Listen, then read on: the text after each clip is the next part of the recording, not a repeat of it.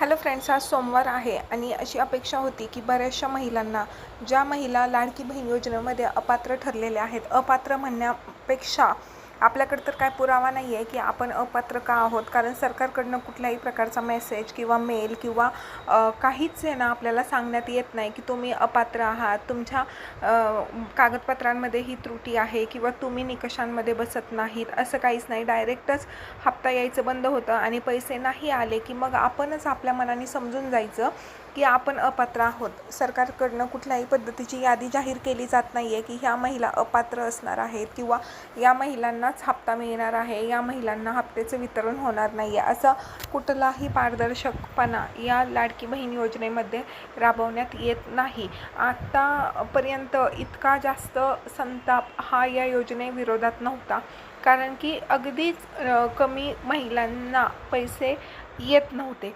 परंतु फेब्रुवारीपर्यंत जी सुरळीत ही योजना चालू होती, जास्तीत जास्त 2 महिन्यांचा खंड पडत होता, परंतु दुसऱ्या महिन्यामध्ये सलग 2 हप्ते येत होते आणि त्यामुळे महिलांनाही काही त्रास नव्हता किंवा काही जास्त काही नव्हतं. परंतु आत्ता जे मार्च आणि एप्रिल महिन्याचं वितरण झालेलं आहे, याच्यामध्ये इतका काय म्हणतात ना, हुल्लडपणा झालेला आहे की काही महिलांना पैसे आलेले आहेत, काही महिलांना पैसेच अजून आलेले नाही आहेत आणि अजूनही हप्ता वितरण चालू आहे किंवा आता त्यांनी असं सांगितलेलं आहे की म्हणजे आपण जर अभ्यास केला तर जास्तीत जास्त 3 दिवस हप्ता वितरण होत असते. परंतु रविवार होता काल, त्यामुळे असं वाटलं की आज सोमवारी ज्या काही महिलांना पैसे आलेले नाहीत त्यांचे पैसे आज मिळतील, परंतु आजही कुठल्याच महिलेला पैसे आलेले नाहीत. याचा अर्थ असाच होतो की ह्या 2 महिन्यांचे जे हप्ता वितरण होतं ते थांबवण्यात आलेलं आहे आणि आता जो पुढील हप्ता येईल त्यावेळेसच आता पुन्हा कळेल की पुन्हा कुठल्या महिलांना पैसे मिळत आहेत आणि कुठल्या नाही.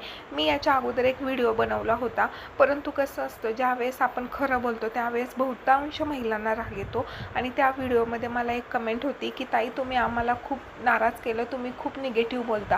परंतु जी खरी गोष्ट आहे तीच मी सांगितली होती की हप्ता येणं बंद झाले. सरकार फक्त 3च दिवस हप्ता वाटप करत असतं, आपण पहिल्यापासून पाहतोय. मग उगाच खोटी आशा ठेवण्यात काहीच मज्जा नाही आहे.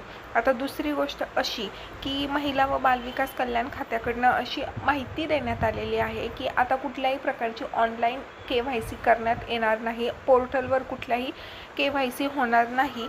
तुमच्या जर KYCमध्ये त्रुटी असेल किंवा काही गोष्टी असतील, कागदपत्र जमा नसतील किंवा कागदपत्रांमध्ये काही त्रुटी असतील, तर तुम्ही तुमचे कागदपत्र घेऊन एकतर तुमच्या गावातल्या अंगणवाडी सेविकेकडे जायचं आणि जर त्या अंगणवाडी सेविकेकडनं तुमचं काम होत नसेल तर तुम्ही महिला व बालविकास कल्याण खात्याचे जे ऑफिसेस असतात त्या ठिकाणी तुमचे कागदपत्र वगैरे घेऊन जायचे आणि तिथं जाऊन तुमचा काय प्रश्न आहे किंवा तुमचे का पैसे बंद झाले याची चौकशी करायची आहे. मी एक व्हिडिओ टाकला होता, त्या व्हिडिओमध्ये एक लेडीज होती, तिनं असं टाकलं होतं की ताई, मी एकटी राहते, मला घराचं भाडं द्यायचं आहे, त्यानंतर मला नवरासुद्धा नाही आहे. तर ज्यावेळेस ही योजना लॉन्च करण्यात आली होती त्यावेळेस त्यांचे निकष होते की अति दारिद्र्य रेषेखालील महिला, एकट्या राहणाऱ्या महिला, त्यानंतर ज्यांचा डिवोर्स झालेला आहे त्या महिला किंवा अपंग महिला, अशा महिलांना प्राधान्य देण्यात येणार आहे आणि त्यांच्यासाठी ही योजना सुरू करण्यात येणार आहे. परंतु आता असं कळतंय की अशा महिलांचे सुद्धा पैसे एप्रिल आणि मार्चचे आलेले नाहीत. म्हणजे सरकार कुठल्याही पद्धतीचं जे पारदर्शकपणे पारदर्शकता पाहिजे ते करत नाही आहे. डायरेक्ट त्यांच्या मनाला वाटेल अशाच महिला वगळण्यात येत आहेत की काय, असंच आता वाटतंय.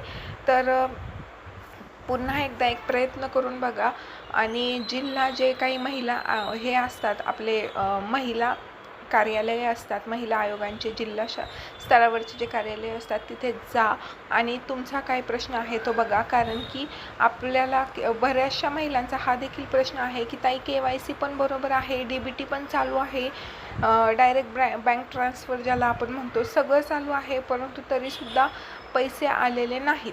त्यामुळे मनस्ताप होणं साहजिकच आहे आणि त्यातल्या त्यात मनस्ताप तेव्हा होतो ज्यावेळेस आपल्याला एखादी गोष्ट मिळते आहे आणि अचानकच बंद झाली आणि ती बंद झाली ह्याचं कारणही आपल्याला कळत नाही, त्यावेळेससुद्धा मनस्ताप होतो.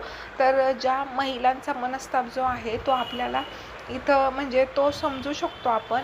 आणि दुसरी गोष्ट अशी की बऱ्याचशा महिला आहेत की ज्यांच्या घरातली व्यक्ती सरकारी नोकरीला आहे, घरी घर गाडी बंगला म्हणजे बऱ्यापैकी ठीकठाक आहे.